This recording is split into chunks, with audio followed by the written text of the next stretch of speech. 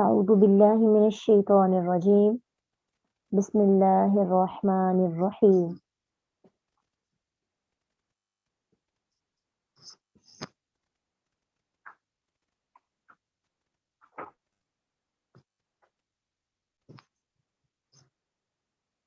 لا يؤاخذكم نہیں مؤاخذہ کرتا تمہارا اللہ اللہ باللغو لغو پر فی میں ایمانی قسموں میں کم تمہاری ایمان جو ہے یمین سے ہے یہاں پہ جمع ہے اس کی واحد ہوگا اس کی واحد یمین ہوگی اور یمین عربی لینگویج میں قسم کے لیے استعمال کیا جاتا ہے ولیکن اور لیکن یؤاخذو وہ مواخذہ کرتا ہے کم تمہارا بما ان پر جو عقدتم مضبوط باندھتے ہو تم عقدہ سے یعنی گرہ لگانا الایمانہ قسمیں فا تو کفارتو کفارہ ہے ہو اس کا اطعام کھانا کھلانا عشرتین 10 مساکین مسکینوں کو من اوسطی اوسط درجے کا ماں جو تطعمون تم کھلاتے ہو اہلی گھر والوں کو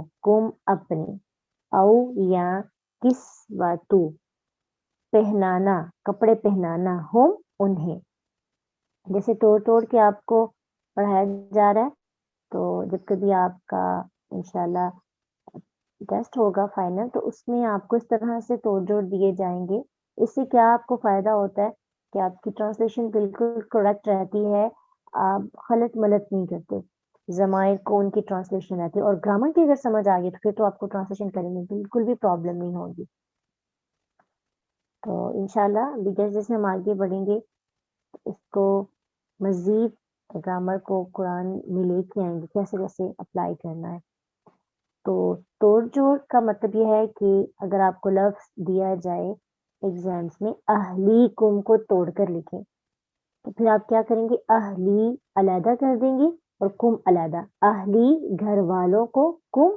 اپنے او کسوتو کپڑے پہنانا ہم انہیں او یا تحریر آزاد کرنا رقبتی ایک گردن کا فا اب اس کو بھی توڑا جا سکتا ہے فا الگ ہے من الگ ہے فا پس من جو کوئی لم نہ یجد پائے فصیام تو روزے رکھنا ہے ثلاثہ 3 ایام دنوں کے یوم کی جمع ہے ایام ذالک یہ کفارتو کفارہ ہے ایمانی قسموں کا کم تمہاری اذا جب حلفتم قسم کھاؤ تم واحفظو اور حفاظت کیا کرو ایمانکم اپنی قسموں کی کذالک اسی طرح یبین واضح کرتا ہے اللہ اللہ لکم تمہارے لیے آیاتی اپنی آیات کو اب آیاتی آیات کو ہی اپنی لعلہ تاکہ تم تشکرون تم شکر ادا کرو یا ایہا الذین اے لوگو جو آمنو ایمان لائے ہو انما بے شک الخمر شراب یعنی نشہ والمیسر اور جوا والانصاب اور بت والمیسر جو ہے وہ یسر سے ہے اور یسر کہتے ہیں آسانی کو تو جوا چونکہ آسانی سے مال حاصل کر لیا جاتا ہے وداؤٹ اینی ایفرٹ تو اس لیے جوے کو میسر عربی لینگویج میں کہتے ہیں والانصاب نسب سے ہے نون صاد با اس کا روٹ ہے نسب کسے کہتے ہیں کسی چیز پر کسی چیز کو فکس کر دینا گھاڑ دینا اور اس وقت اس کو آستانے بھی کہا جاتا ہے اور اس میں جو بت بھی کہا جاتا ہے کیونکہ بت جو ہے وہ منسوب کیے جاتے ہیں فکس کر دیے جاتے ہیں بالکل زمین کے ساتھ یا کسی ایسی جگہ پر تاکہ وہ اس میں کوئی اٹھا کے نہ لیتے اس لیے انصاب بتوں کو کہا جاتا ہے والازلام اور فال کے تیر پھانسے اور جسن ناپاک ہیں من عملی عمل سے الشیطانی شیطان کے فجتنبوہ پس اجتنبو اجتناب کرو ہو اس سے اللہ تاکہ تم تفلحون تم فلاح پاؤ. فا لام ہا اس کا روٹ ہے. انما بے شک یریدو چاہتا ہے الشیطان شیطان جو ہے نا وہ شین طا نون سے ہے شیطان سے ان کے یو کی وہ ڈال دے بینا درمیان کم تمہارے العداوت عداوت عدو سے والبغضاء اور بغض فی الخمری بوجہ شراب کے والمیسری اور جوے کے اور یسد روک دے کم تمہیں ان سے ذکر اللہ اللہ کے اور ان سے الصلاۃ نماز فہل تو کیا انتم تم منتہون باز آنے والے ہو. وَأَطِیعُوا اور اطاعت کرو اللہ اللہ کی وَأَطِیعُوا اور اطاعت کرو جو اطیعوا لفظ نا طوعاً سے ہے طا واو عین طوع یعنی خوشی خوشی کسی کام کو کرنا. تو اطاعت کو بھی اطاعت اس لیے کہا جاتا ہے کیونکہ آپ جب خوشی کے ساتھ ایکسیپٹ کرتے ہیں کسی چیز کو تو پھر وہ فرما برداری اطاعت میں آئے گی. وَاحْذَرُوا اور ڈرو بچو کس سے نافرمانی سے. فَإِن پھر اگر تولیتم منہ موڑ لیا تم نے فَاعْلَمُوا تو جان لو انما بے شک علی رسولنا ہمارے رسول کے ذمہ البلاغ پہنچا دینا ہے با لام غی المبین کھلم کھلا لیسا نہیں ہے علی الذین اوپر ان کے جو آمنو ایمان لائے وعملو اور انہوں نے عمل کیے الصالحات نیک صالحتن کی جمع ہے صالحات صاد لام ہا اس کا روٹ ہے. جناحن کوئی گناہ. عربی لینگویج میں اگر کسی لفظ کے لاسٹ پہ تنوین آ جاتی ہے ابھی آج ہم نے پڑھنا دو زبر دو زیر دو پیش کو کیا کہتے ہیں تنوین. جناحن کے آخر میں کیا ہے تنوین. یہ ایک پوائنٹ آپ یاد رکھیں انشاءاللہ نیکسٹ پڑھیں گے بھی. جس کی بھی لاسٹ پہ تنوین آ جاتی ہے وہ جملہ وہ فکرہ وہ کلمہ جو کلمہ ہوتا ہے وہ نکرہ ہوتا ہے کامن ہر ایک چیز اس میں آ جاتی ہے. جناحن کوئی بھی گناہ کسی بھی قسم کا فیما اس میں سے جو طعیمو انہوں نے کھایا اذا ما جب اتقو انہوں نے تقوی کیا وآمنوا اور وہ ایمان لائے وعملوا اور انہوں نے عمل کیے الصالحات نے ثم اتقوا پھر انہوں نے تقوی اختیار کیا وآمنوا ایمان لائے ثم پھر تقوا انہوں نے تقوی کیا واحسنوا اور انہوں نے نیک کام کیے احسان والے کام کیے. واللہ یحب المحسنین اور اللہ یحب وہ پسند کرتا ہے ہا بابا حب سے ہے یحب حب کہتے ہیں پسند کرنے کو یحب وہ پسند کرتا ہے المحسنین نیک کام کرنے والوں کو محسنین کو.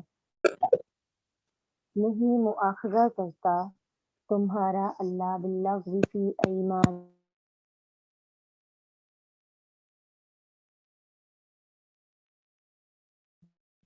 نہیں مؤاخذہ کرتا اللہ تمہاری قسموں پر.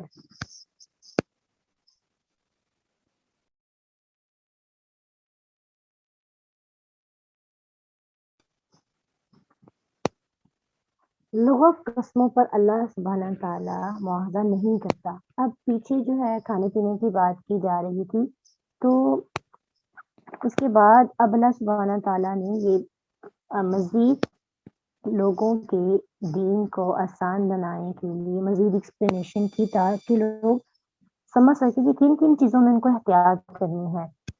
تو کھانے کے علاوہ بھی کچھ چیزوں پر ہمیں اپنا چیک رکھنا چاہیے اپنی گفتگو پر کیونکہ ہمارے منہ سے نکلی ہوئی ایک ایک بات پر ہم سے حساب لیا جائے گا. ہمارے منہ سے نکلی ہوئی باتوں کا مواخذہ ہوگا. تو اب یہاں پہ قسموں کی بات کی جا رہی ہے.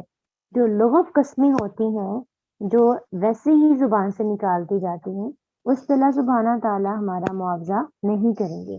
تو اس سے یہ پتہ چلتا ہے کہ جب انسان قسم اٹھاتا ہے تو بعض قسمیں ایسی ہوتی ہیں جن پر ان کی پکڑ ہوتی ہے، لیکن بعض قسمیں ایسی ہوتی ہیں جن پر اس کی پکڑ نہیں ہوتی. لا یؤاخذکم اللہ باللغو فی ایمانکم ولکن یؤاخذکم بما عقدتم الایمان. جو مضبوطی سے باندھی ہوئی ہیں، جو پکی ہیں، ان پر تو مواخذہ ہوگا لیکن لغو پر نہیں ہوگا. اب جو قسمیں ہیں نا، یہ بھی اگر آپ فقہ کی کتابوں کو دیکھیں تو وہاں پہ 3 طرح کی قسموں کا ذکر کیا گیا ہے. یعنی قسمیں بھی 3 طرح کی ہوتی ہیں. نمبر 1 یمین لغو، یعنی جو بے ساختہ عادت کے طور پر انسان کی زبان سے ایسے ہی نکل جاتی ہیں. جیسے ہم کہتے ہیں واللہ، عربی جو ہے نا یہ بہت استعمال کرتے ہیں، یا پھر ویسے ہی اپنی زبان پہ تکیہ کلام ہمارا ہو جائے. تو ایسی قسموں پر نہ ہی کفارہ ہے اور نہ ہی سزا ہے. ایسی قسموں پر مواخذہ نہیں کیا جائے گا. اور تو یہ قسم جو ہے یہ کبیرہ گناہ ہے، اس کا کوئی بھی کفارہ نہیں. اس کا علاج یہ ہے کہ انسان سچے دل کے ساتھ اللہ تعالیٰ سے توبہ استغفار کرے، کیونکہ اس نے بہت بڑے جرم کا ارتکاب کیا ہے.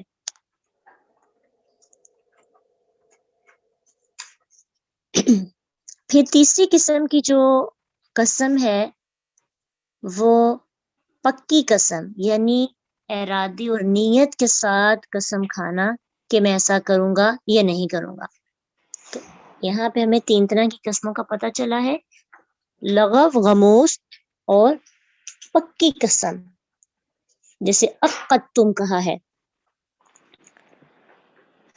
اب جب پکی قسم کھائیں گے، پہلی قسم کا تو کفارہ بھی نہیں، سزا بھی نہیں، کیونکہ یہ تو انسان کی ویسے ہی زبان سے نکل جاتی ہے. کوئی ارادہ یا نیت کسی کو دکھ پہنچانا، تکلیف پہنچانا نہیں، ویسے تکیہ کلام بن جاتا ہے.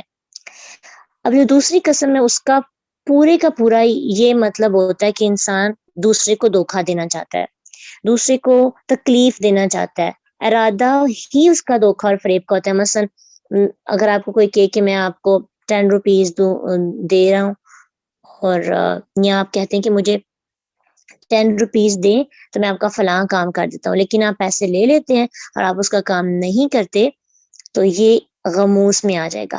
تو اس کا علاج کیا ہے کہ انسان اس کا کفارہ تو نہیں دے گا، لیکن سچے دل سے اللہ سے توبہ کرے گا. اگر نہیں کرے گا تو قیامت کے دن اس کی ان قسموں کا وبال، ان جو اس نے جھوٹی قسمیں کھائیں، ہوگا اور اسے سزا بھی ہوگی. اب جو پکی قسمیں ہیں جس میں ارادہ بھی تھا، نیت بھی تھا، اور آپ نے کہا کہ میں میری قسم ہے کہ میں ایسا کروں گا، یا پھر آپ کہتے ہیں کہ قسم کھا لیتے ہیں کہ میں نے یہ کام نہیں کرنا، تو پھر اس قسم پر کفارہ ہوتا ہے اگر آپ سے وہ کام نہیں ہوتا یا وہ قسم پوری نہیں ہوتی.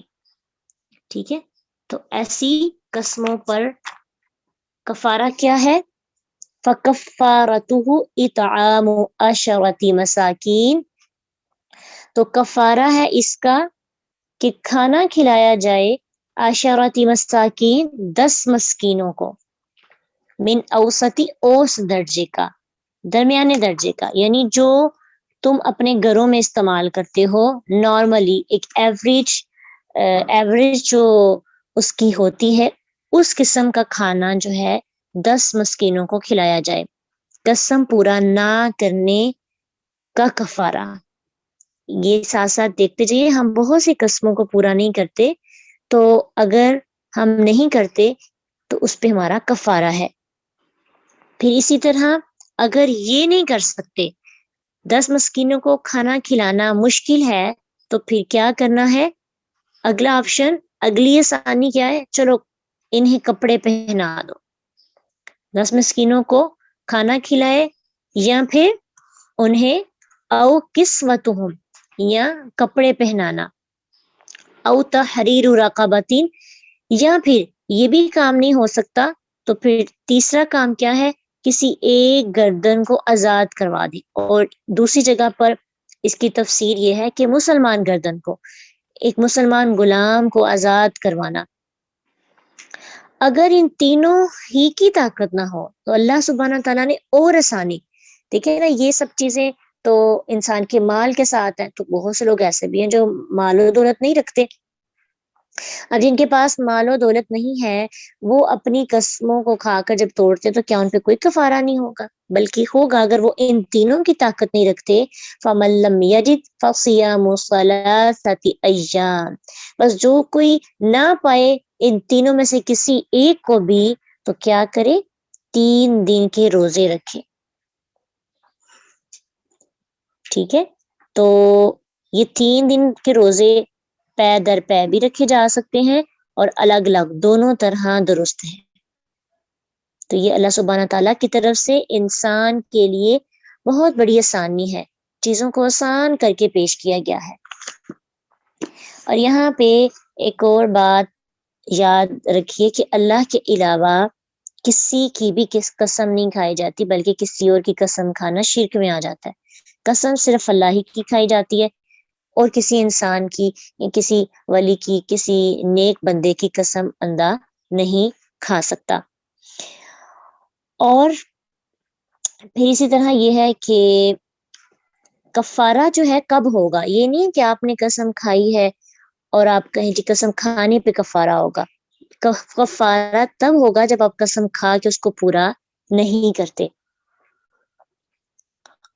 اور پھر مزید اللہ سبحانہ تعالیٰ فرماتے ہیں کہ اس کا مطلب یہ نہیں کہ اللہ نے کفارہ کی اجازت دے دی اور کفارہ کی صورت میں آپ کو معافی دے دی تو آپ بار بار قسم کھائیں اور توڑتے رہیں. وَاحْفَظُوا أَيْمَانَكُمْ، ساتھ ہی تنبیہ کر دی کہ یہ نہ ہو کہ بندہ سوچے کہ میں قسم تو کھا لیتا ہوں، چلو بعد میں کفارہ ادا کر دوں گا. اللہ سبحانہ تعالیٰ نے مزید تاکید کی، اپنی قسموں کی حفاظت کیا کرو. کیوں کیا کرو؟